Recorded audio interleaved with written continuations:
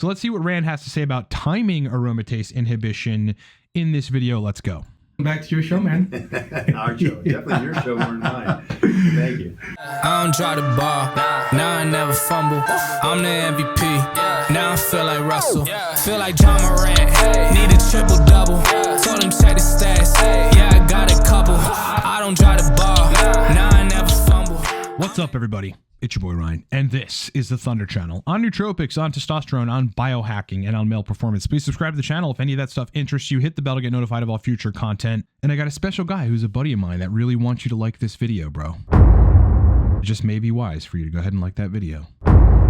I built several commercial, globally shipped nootropic stacks, and the most popular of them is the Torque stack. Look, it's in the description of this video. Take 2 capsules, your brain turns on. Thank me later. And if you need to book me for consultations, you want access to nootropics and TRT courses, you can do all that stuff in the description of this video. All right, so what I want to do, guys, in this video is I want to react to a video from a doctor from California named Rand McClain, who has been popular on the web for many years, discussing TRT and everything related to TRT. I think he first gained popularity on one of Jay Cutler's YouTube channels. Regardless, this guy is tied into the bodybuilding and the, HRT community very substantially. Anybody that I know that is somebody knows Rand. So this is Rand here, and this video is on timing aromatase inhibitors, okay, in response to your testosterone replacement therapy. I think this is a topic for discussion. It's somewhat of a topic of confusion.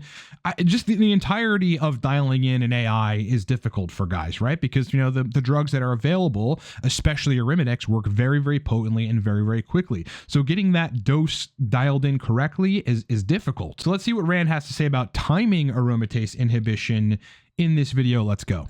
Back to your show, man. Our show. Definitely your show more than mine.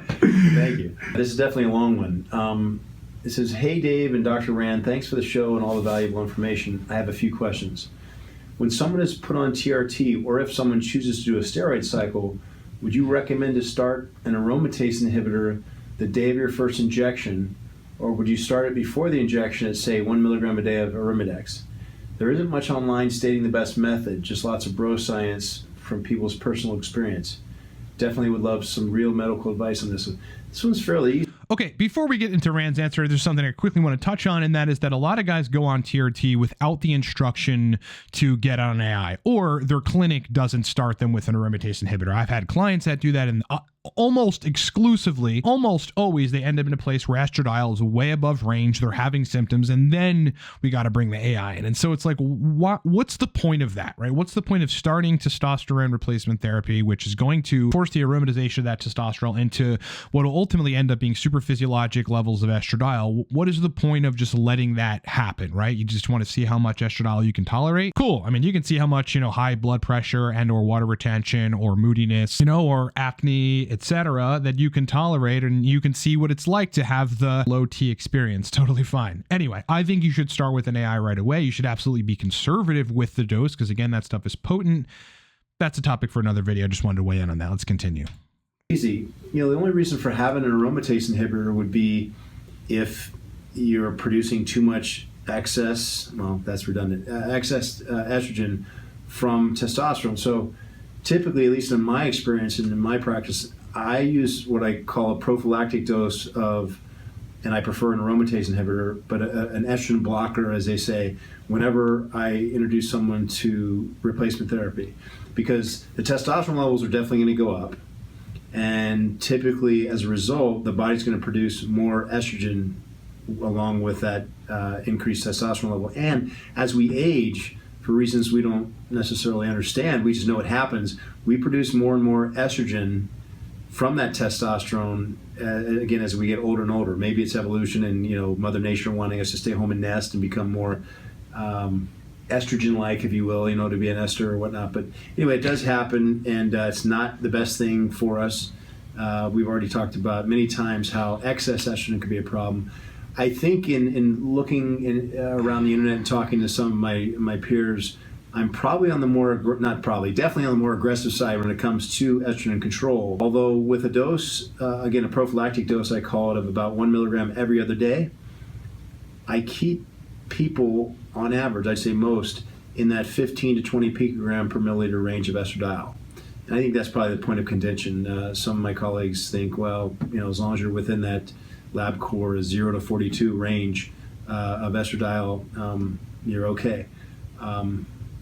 Again, my biggest point, not to belabor what we've already talked about, but aside from the side effects, if you're lucky enough not to have excess water retention or moodiness and irascibility, we know that the genes for prostate cancer, which all of us men have, are activated by estrogen. So, we want just enough, but no more than we need. Okay, so that's a great point. A lot of you that have been up on some of the newer age kind of either literature or really points of contention on the web, because there isn't a whole lot of literature to suggest that, you should be letting your estrogen go. Actually, there's no literature to suggest that. But a lot of people are like, 1 milligram a day of Arimidex, 1 milligram every other day of Arimidex may be entirely too much. Well, you got to remember, Rand and his clinic, from what I gather, seem to be prescribing, what will get folks to the therapeutic level and stay there, even on a trough, right? So they're looking at 200 milligrams, potentially even more testosterone a week, in which case, yeah, you're going to, in order to keep estradiol in that 15 to call it 25 picograms per milliliter range, which, I've worked with a lot of clients over time. I have my own experience. I have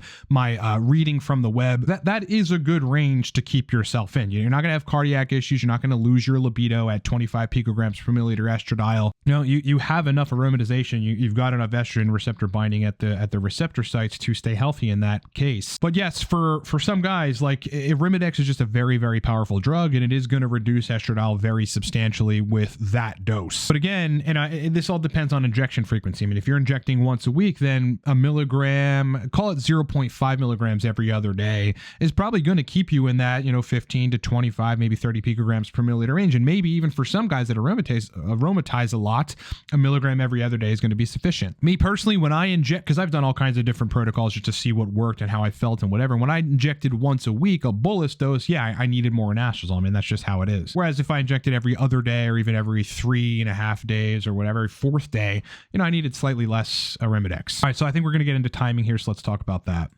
Answer this gentleman's question.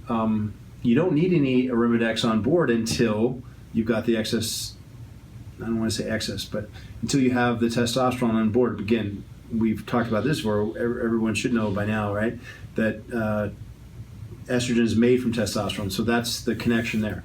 So do you need to start in advance? No.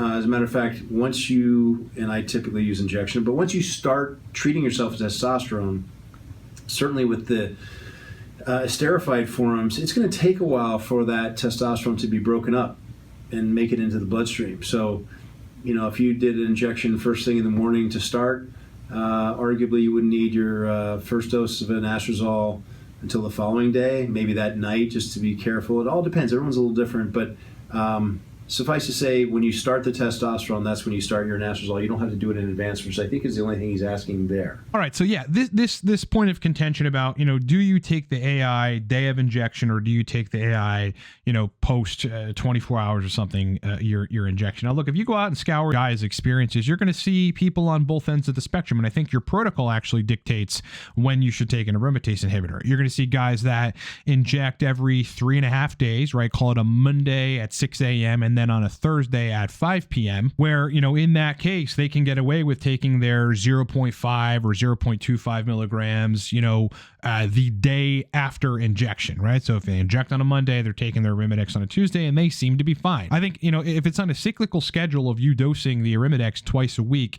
it really doesn't move the ball in one way or the other. I think the only way the timing is actually very relevant is when you first begin, right? When you first start. In which case, yeah, you could get away with taking it 24 hours later because you have no, at that point, you have no existing or pre-existing high levels of testosterone converting to estradiol. So you're at your normal baseline, which when guys go on TRT, it's typically between 15 and 20 picograms per milliliter, like as is their natural estradiol. Now, here's where this gets like a little convoluted, and I'm not even really sure that timing makes all that much of a difference. I'd really push toward or suggest that people take a much more aggressive approach when you're injecting testosterone in your doses above 150 milligrams. I mean, I shouldn't even call it that because some guys at 105 milligrams a week aromatize a lot and they need some sort of estrogen control. But especially when you bring human chorionic gonadotropin in the picture, you're trying to preserve fertility and make a little bit of your own endogenous testosterone. You're injecting HCG every other day or twice a week or whatever. Well, then you've got this intra-testicular aromatase and thus estradiol that in the literature may be seemingly a little bit resistant to reduction via an aromatase inhibitor because it's intratesticular and not otherwise systemic or in fat tissue, where, you're not going to want to wait, especially if you're on a continuous schedule of dosing testosterone, you're not going to want to wait till the next day to inject. You're just going to have to find your adequate Arimidex or even Aromacin dose and then dose those things on injection or on a schedule that keeps the levels where you need them to be. Ultimately, it's about keeping your estradiol where that your libido is solid, your erection quality is good, and you don't have, high estrogenic side effects. I'll give you an example. So my protocol right now, which has changed, so I guess I'll just talk about my new protocol now. So I recently brought in testosterone cream after running about a 2.5 week cycle of testosterone propionate just to see how it affected me. Again, I talked about this before. Libido was sky high, estrogen was harder to control, and I didn't like the post-injection pain. And I've been wanting to fuss with cream for a while to see, okay, would it make me lose more hair? Would I end up making more DHT? Would that improve my libido? Would that antagonize the estradiol response? Because it ultimately does post estrogen receptor binding at the genetic level. I'm running a click in the morning, a click somewhere around 4 or 5 p.m. of a high milligram per gram testosterone cream, which is a gel base, but it's effectively a cream. And at this stage, I'm running 250 international units of HCG every other day, right? It comes out to just about 875 international units of HCG per week. And that's just baseline, right? All I'm trying to do is gain fertility because I've lost it because I went on TRT, get it to an adequate place, produce a little more exogenous testosterone, and kind of just maintenance the system. But so, with that in my particular protocol, because I have no ester, right? I have a very fast acting testosterone. So when I'm applying the topical cream in the morning, that stuff, if you look at the pharmacokinetics of it, and we can look at this paper here, pharmacokinetics of testosterone cream applied to scrotal skin, where they go testosterone administration onto the scrotal skin, produce a swift peak, dose-dependent increase in serum testosterone with the 25 milligram dose, maintaining physiological levels for 16 hours. Serum DHT displayed a time but not dose-dependent increase in concentration, reaching a peak around 1.2 nanograms per milliliter at hour 4.9, basically 5 hours later, which was delayed 2 hours after the peak of testosterone. So what you're looking at here with my particular case is, a pretty radical increase in testosterone post application, and then, subsequent increases or aromatization of some of that testosterone into estradiol. At the same time, I'm running that every day, and then I'm running the HCG every other day. So for me, especially having been on testosterone for quite some time now, there is no waiting period or anything. I'm just dosing at this point 0.125 milligrams of anastrozole every day. Now, there may be a point at 5 or 6 that a lot of you going, oh, that's a lot. It actually keeps me right in that sweet spot range, 18 to 27 picograms per milliliter, call it. I'm usually right in the middle there, and that's where everything works good. I feel great. I don't have estrogenic sides, and I function well. But, at day 5 or 6 of this, just to kind of talk about anastrozole, I'll start feeling some of the lower estrogen side effects, at which point I'll dial it back to 0.06, basically half of the 0.125 milligram, compounded Empower Pharmacy Arimidex tablets. Those are very, very useful for the record. Anybody having trouble with dialing in anastrozole, you ought to get your doc to write a script for compounded 0.125 milligrams or compounded 0.25 milligrams anastrozole from a compounding pharmacy. But if I feel the low estrogen symptoms coming, which it's the same stuff, it's the transient arthralgia, I'll feel my workouts more significantly in my joints. At that point, I'll just dial the dose back a little bit, 0.06, for a day, maybe skip a day and then come back on. But I can't skip many days without getting some of the estrogen side effects coming back, whether it's itchy nipples or it's water retention or it's a change in my mood or it negatively affects erection quality and libido. No question. I'm just one of those guys that estradiol needs to be, pretty low but not deficient in order for everything to function correctly. So with my protocol, there is no differential in timing. There's no waiting a day. It's just for me, every day I'm dosing 0.125 and then I'll take a break, split it in half at 0.06 and maybe take a day off every now and then. And that keeps my estradiol right in that range. At the very lowest, I've run labs on this, it's gone down to 15 picograms per milliliter. That's at the time when I've got to kind of split it in half or take a day off. And at the very highest with that protocol, it goes to about 25 picograms per milliliter.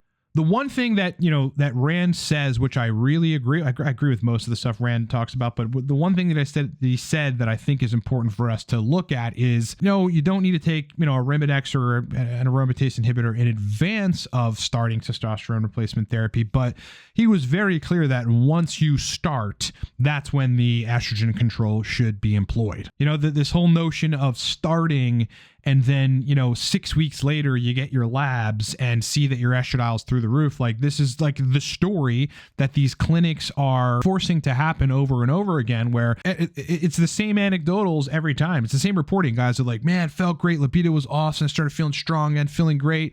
And then at week 4, the wheels started falling off the bus. I started retaining water, getting acne, started having libido and erection problems, getting angry at people, That's what happens when you don't employ estrogen control right away when you get on TRT. I think this whole the whole industry, TRT clinics, the discussion on the web is going to make a self-correction. Look, we'll go down these paths of trying to entertain the notion like, hey, maybe we should let our estradiol go, or estradiol should be a little higher than, we've previously had it, or we shouldn't squash it. And that's a good balance, because ultimately, you don't want to tank the estradiol. You're going to end up feeling like you have no emotions, and then you're going to have libido and erection problems then as well, among other potential negative cardiac implications longer term if you have cardiovascular disease, right? But then more and more guys understand that if they go on the other side of the spectrum and just let the estradiol go, then they end up having libido problems and, water retention and moodiness and blood pressure issues and like neuropathy-like symptoms. I mean, it kind of runs the gamut when you let your estradiol go completely. And a lot of people will have symptoms and attribute them to something else. Like, I've had guys come to me, don't manage your estradiol, and they're like, every couple of weeks I got to go do ketamine therapy because I have this anxiety. And I'm like, well, where's that coming from? Look, one look at their protocol, estradiol sit at 67, 70 picograms per milliliter. They were told not to manage it. We get them on a modest conservative dose of an aromatase inhibitor, and now they don't have to spend hundreds of dollars every 3 weeks on ketamine therapy, because the whole problem, facilitator of their anxiety was, estradiol being way over range. Anyway, if you want to watch more Rand stuff, the guy is like a wellspring of information relative to TRT, has a clinic, deals with guys every day, has been for many, many years, at least a decade. Super intelligent dude. Just go and YouTube search Dr. Rand McClain and you'll find all of his videos. A couple channels that he's on are Muscle Insider. Then there's Jay Cutler TV. And I think they have their own channel. Yeah, here it is. Regenerative and Sports Medicine. All right, as I said in the beginning, if you want to go support us, go get what's being called the only pre-made nootropic stack that actually works powerfully, the Torque stack. You can get it in the description of this video. It's 6 to 8 hours of fire blood, my friends. Good, clean energy. Go buy a bottle of the Torque nootropic stack. If you need to hire me for consultations, whether it's dialing in your TRT protocol, formulating nootropic regimens for you, high-level business people that need to function awesomely for 16 hours and then also sleep well, and a host of other specialties, you can do that in under a minute with either email consults or calls at livecortex.com. And if you want access to Nootropics courses that teach you how to use nootropics and give you powerful stacks, as well as Nootropics books and TRT guides, you can do all that stuff on the website or in the description of this video as well. All right, everybody, it's been a pleasure hanging out with you. Please like the video if you appreciate anything that I said. Subscribe to the channel, hit the bell to get notified of all of the future stuff that your boy is pumping out. Content coming for days this week. And I'll talk to you on the next one. Now I feel like Russell, feel like John Morant, need a triple